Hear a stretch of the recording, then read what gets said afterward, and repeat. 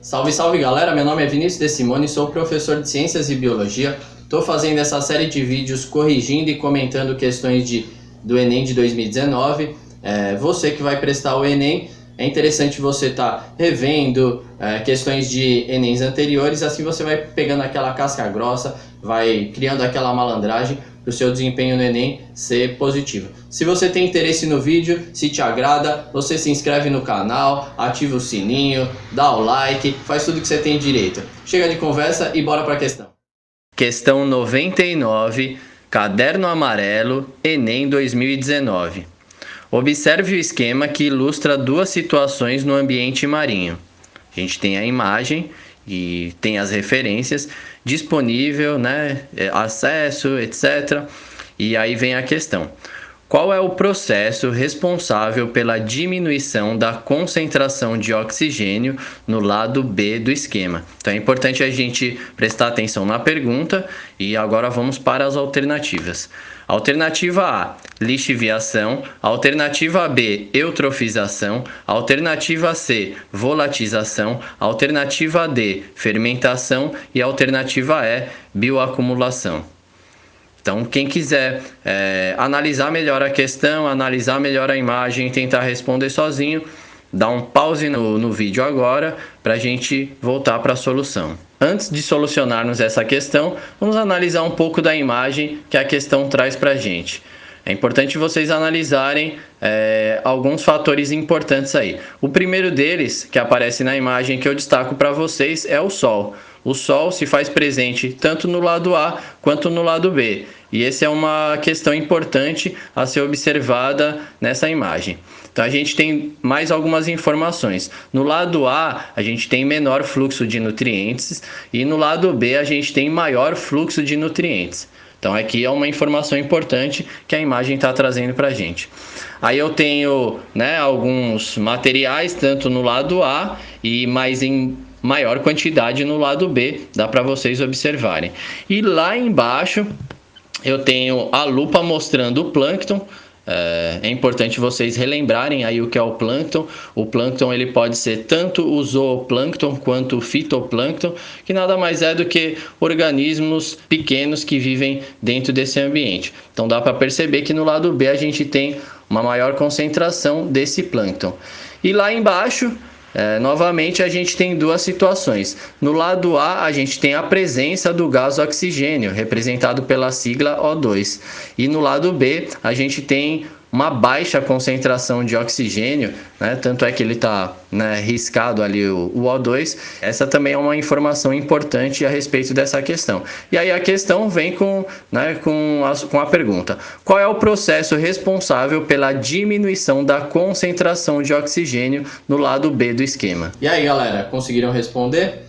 Vamos analisar cada alternativa que a questão traz. A primeira alternativa, alternativa A, ela fala sobre lixiviação.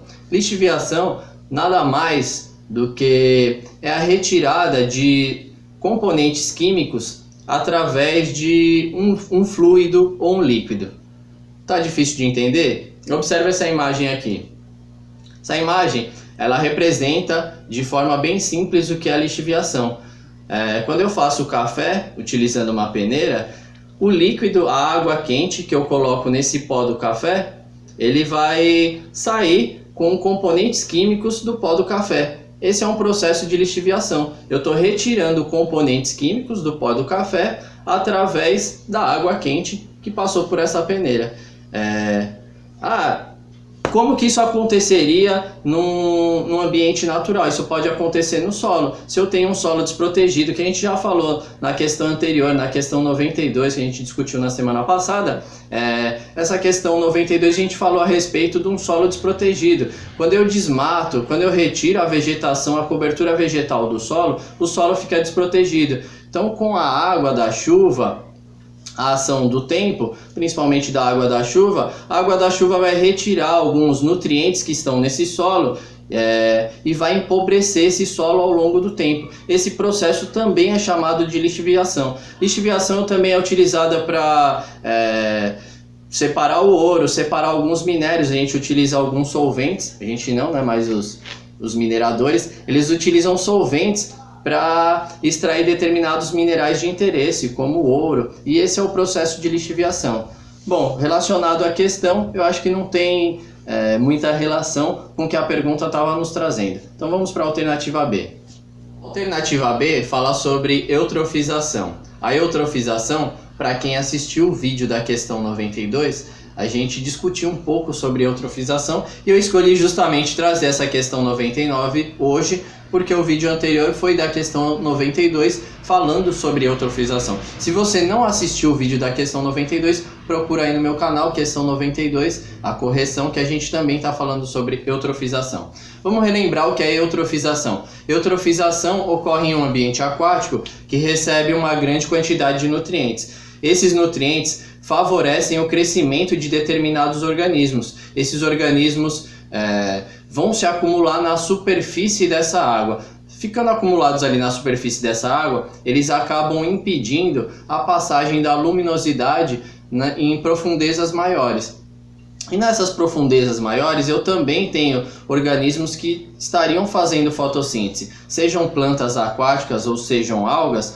Essas plantas aquáticas e algas fazendo fotossíntese, a gente precisa lembrar um pouquinho da fórmula da fotossíntese, está aqui para você. Na fórmula da fotossíntese eu tenho produção de oxigênio. Então essas plantas aquáticas e algas que ficam dentro desse ambiente, elas fazendo fotossíntese, elas acabam produzindo oxigênio. Mas quando eu tenho um acúmulo muito grande de organismos na superfície, impede a luminosidade. E com esse impedimento da passagem da luminosidade, esses seres não vão estar fazendo fotossíntese. E aí eu não tenho produção de oxigênio. Ah, você observou aí que na questão está falando justamente disso. Eu tenho duas situações. Em uma situação eu não tenho um grande fluxo de nutrientes e na outra situação eu tenho um grande fluxo de nutrientes, e aí eu tenho destaque para o plâncton, que a imagem aí da questão ela traz justamente o plâncton, que seriam esses organismos que ficariam acumulados na superfície. São justamente o acúmulo desses organismos que vão estar impedindo a passagem da luminosidade até profundezas maiores, e é por isso que eu não tenho a produção de oxigênio. Então aí ficou fácil para você responder essa questão, e você já deve ter percebido que a alternativa correta era a letra B, eutrofização. Eu vou trazer algumas imagens para vocês aqui sobre eutrofização. Eu falei inclusive na semana passada que aqui onde moro, na cidade de Ilhéus, tem o processo, o fenômeno das baronesas. Essas baronesas acabam se acumulando no rio Cachoeira, e isso não é exclusivo de Ilhéus e Itabuna. Em todo o Nordeste ocorre essa situação, onde eu tenho um acúmulo de nutrientes, determinados organismos acabam crescendo. Aqui no nosso caso são as baronesas. Essas baronesas, ficando na superfície aquática, elas vão impedir que a luminosidade passe para profundidades maiores, e assim a fotossíntese não vai estar ocorrendo desses organismos que estão nas profundezas. Porque, como eu falei na questão 92, você pode se questionar: ah, mas as baronesas, essas plantas aquáticas, ou as algas que se acumulam, esse plâncton que se acumula na superfície, ele também não vai estar fazendo fotossíntese? Sim, alguns seres vão estar fazendo fotossíntese. Só que essa produção de oxigênio, nessa realização da fotossíntese dos organismos que estão na superfície dessa água, eles vão acabar trazendo oxigênio para o ar e não para a água. Então, na verdade, talvez você já até tenha ouvido falar, antigamente se falava muito que a Amazônia era o pulmão do mundo. Hoje em dia se sabe que é o oceano, que na verdade com as algas que estão na superfície desse oceano, imagine a extensão de todos os oceanos do planeta Terra, a quantidade de algas que eu não tenho nessa superfície desse oceano, e são essas algas que vão estar produzindo a maior quantidade de oxigênio que nós respiramos. Por isso até que essa questão da Amazônia ser o pulmão do mundo, ela foi deixada para trás. Hoje em dia, como eu falei, são as algas que estão na superfície dos oceanos que vão estar produzindo a maior quantidade de oxigênio. Só que nessa situação específica de eutrofização, eu não vou ter produção de oxigênio, desse oxigênio que ficaria dissolvido na água, que é tão importante para peixes, para outros organismos. Então, justamente como você percebeu na imagem, tem outra imagem aqui, ó, essa outra imagem de eutrofização mostra muito bem. Eu tenho um acúmulo de algas na superfície dessa água, aonde a luminosidade acaba não passando para profundidades maiores. e esse é o processo de eutrofização. Você deve ter notado muito bem que era essa a alternativa correta. Mas espera aí, vamos analisar as demais alternativas para a gente também discutir e relembrar alguns assuntos da biologia que podem aparecer nas próximas provas do Enem. A letra C fala sobre volatização. Volatização é muito simples. Volatização seria a capacidade de um líquido passar para o estado gasoso. Então nada mais é do que a mudança de um estado físico, a mudança do estado físico líquido para o estado físico gasoso. Isso é volatização. Bom, como vocês observaram na questão, não tem relação nenhuma com a volatização. Vamos para a alternativa D. A letra D fala sobre fermentação. Vamos relembrar um pouquinho o que é fermentação. Fermentação nada mais do que é um processo para obtenção de energia que alguns organismos fazem, só que sem a utilização de oxigênio. Nós produzimos a nossa energia com a utilização do oxigênio, por isso que a gente precisa respirar bastante, colocar bastante oxigênio na nossa corrente sanguínea, para que o oxigênio chegue até as nossas células e nossas células consigam produzir energia junto com o açúcar que você consumiu e o oxigênio que você respirou. Alguns micro-organismos conseguem obter energia sem necessariamente precisar do gás oxigênio. Quando um organismo ou uma célula produz a sua energia sem precisar de oxigênio, é isso que nós chamamos de fermentação. Aí a fermentação é um processo utilizado para a produção de bebidas alcoólicas, para a produção de iogurtes, para a produção de queijos. Esse é o processo de fermentação. Só para relembrar vocês também um assunto de biologia, nós, seres humanos, algumas células do nosso corpo também fazem o processo de fermentação, principalmente em atividades físicas. Quando você começa uma atividade física, quando você começa a fazer atividades físicas, seu corpo ainda não está preparado o suficiente para essa atividade física.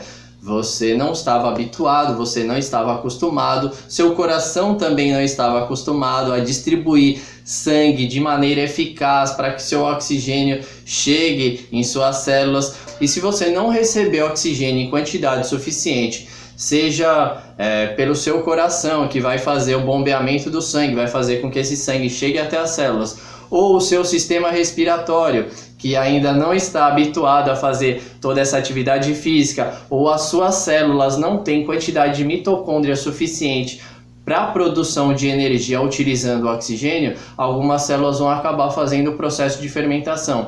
E aí quando você faz muita atividade física, a fermentação que nós fazemos, ela vai acabar produzindo um ácido lático. Esse ácido lático acaba se acumulando no nosso tecido muscular e gerando aquelas dores que podem gerar cãibras, ou até aquela dor muscular que você sente quando você, primeiro dia de academia, que você foi pegar aquele peso que você não estava habituado a pegar, e aí no dia seguinte você tá que nem consegue levantar o braço. Essa situação na verdade é um acúmulo de ácido lático por conta das suas células musculares terem feito o processo de fermentação, visto que ou elas não tinham oxigênio suficiente ou elas não tinham mitocôndrias suficientes para essa produção. Então essa é só uma lembrança que o processo de fermentação também pode ocorrer no nosso corpo humano.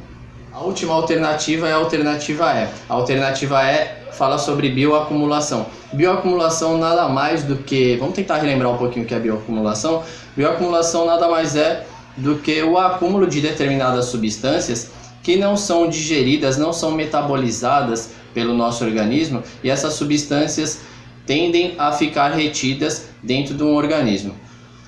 Essas substâncias elas vão se acumular ainda mais em níveis tróficos maiores. Eu vou tentar explicar de uma maneira bem simples para que vocês possam entender. Imagine uma cadeia alimentar, imagine uma cadeia trófica em um ambiente aquático. Imagine que eu tenho ali crustáceos, uns camarõezinhos. E esses camarõezinhos, cada um desses camarõezinhos consuma um pedacinho de plástico. Imagine um pedacinho minúsculo de plástico, cada camarãozinho ele consumiu um pedacinho de plástico. Aí imagine um peixe pequeno, esse peixe pequeno nessa cadeia alimentar, ele vai se alimentar de diversos camarõezinhos. Vamos imaginar que ele se alimentou de 10 camarõezinhos. Cada camarãozinho tinha um pedacinho de plástico. Agora esse peixe pequeno vai ter 10 vezes a quantidade de um camarãozinho. Aí vem um peixe maior e ele vai consumir o peixe pequeno. Só que ele não vai consumir somente um peixinho, ele vai consumir 10. Então, esse peixe maior ele vai ter 100 vezes a quantidade de plástico que tinha um único camarãozinho. Esse é o processo de bioacumulação.